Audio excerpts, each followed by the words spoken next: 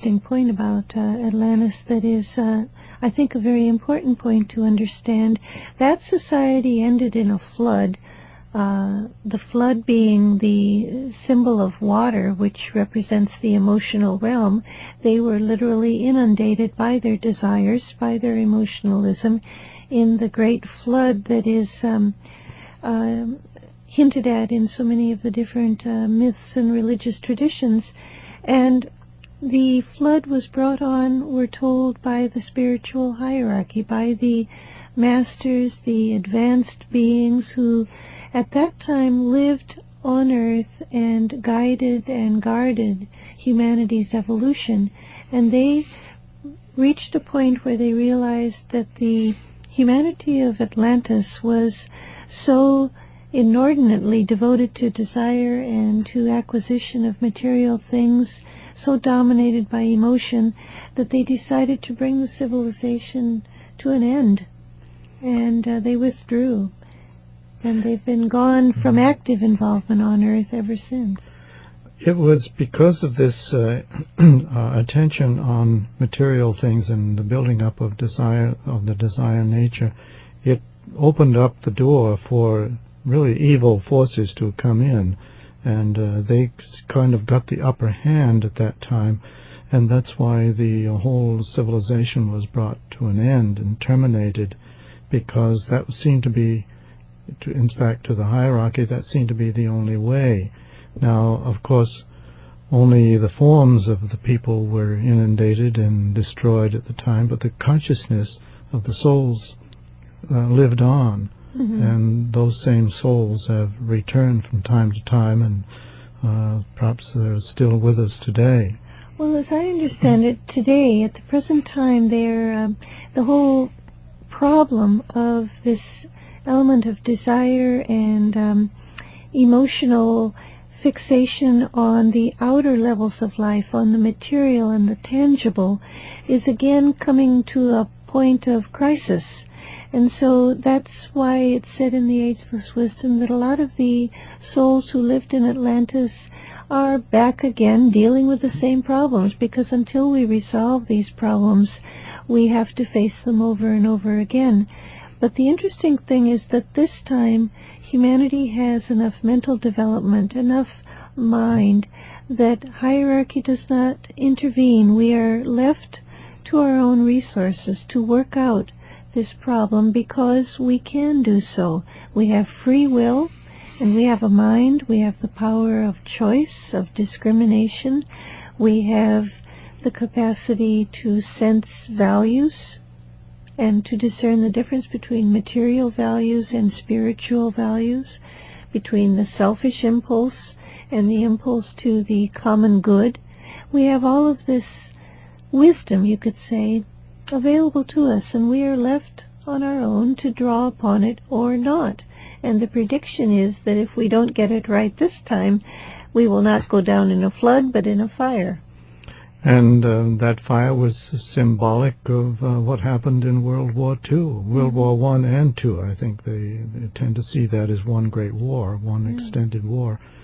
And that was very much a case of the forces of darkness against the forces of light, and this time there was no interference by the inner spiritual guides, because they felt that humanity was up to the task of resolving it ourselves, in which case we did, almost pretty much so. But I think the problems of the material nature are still with us. We still have to resolve that, because that focus is still directing our attention away from the light. And that's what really we're here for, to bring, to be revealers and expressions of the light of God. The interesting thing about the focus on the material plane is that the material plane is not bad, but that it has to be integrated with the inner spiritual dimensions and energies. If your focus is entirely on the physical, the tangible, the outer realm, without a simultaneous awareness of the inner conditioning spiritual energies that vivify and animate every aspect of the outer world, you are missing the point of life on Earth. And I think this is a kind of a difficult issue to understand, because a lot has been achieved by humanity on the outer tangible realms of life that has been good. Illness has been cured. Great strides have been made in physical well-being for human beings. Those are all achievements that are good. But we can't turn our attention away from the inner spiritual realm of values, and that's, I think, what's missing today. Right. What you said about the materialism, it isn't material substance or material things per se that is bad.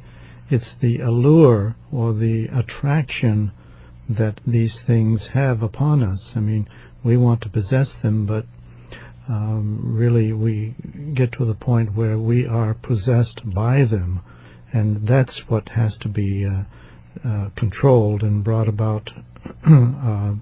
A change must be brought about in that respect, and that has to do with consciousness.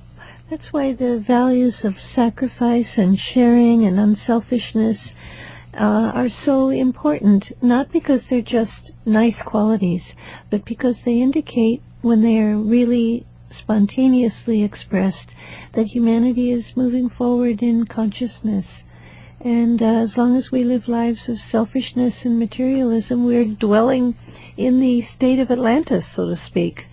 I don't know whether people can grasp the imprisonment of that society at that time, the lack of mentality, the lack of awareness of the inner subjective realm of life. They weren't capable, because it takes a capacity of mind to be able to do that, and that's why it's different today, because we do have the at least the beginning stage of a mental development, and this is a long process that we're involved in, and we have to work our way through it, but we are gradually moving away from the mental, the physical and emotional control. I was wondering, as far as our opening thought, we took this quote from Alice Bailey, the sense of God, of immortality. Our modern-day sense of immortality, that comes from the Atlanteans also? Yes, this really? Aspirational sense of divinity on an emotional level, yes, is the heritage of Atlantis. Well, that's very interesting. Well, we have a gift for you today, and we hope you take advantage of that. It's a paper on Atlantis, and it'll help you to understand it better, and you can explore the topic more deeply. Just give us a call, and that's how you get it for free. Give us a call, request the paper, ask for the Atlantis paper, 1-866-695-8247. The easy way to remember it, 1-866-NY-Lucis. Think of 1-866 New York Lucis. Lucis is L-U-C-I-S. You've been listening to Inner Sight. Now we would like to close with a world prayer called the Great Invocation. It's a call for light and love and goodwill to flow into the world and into our hearts. Let's listen for a moment to these powerful words.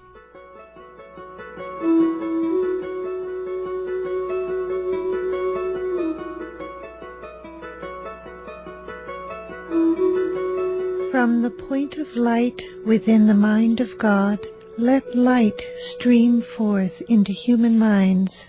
Let light descend on earth.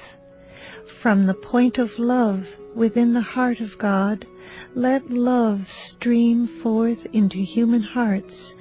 May the coming one return to earth. From the center where the will of God is known, let purpose guide all little human wills, the purpose which the masters know and serve. From the center which we call the human race, let the plan of love and light work out, and may it seal the door where evil dwells. Let light and love and power restore the plan on earth.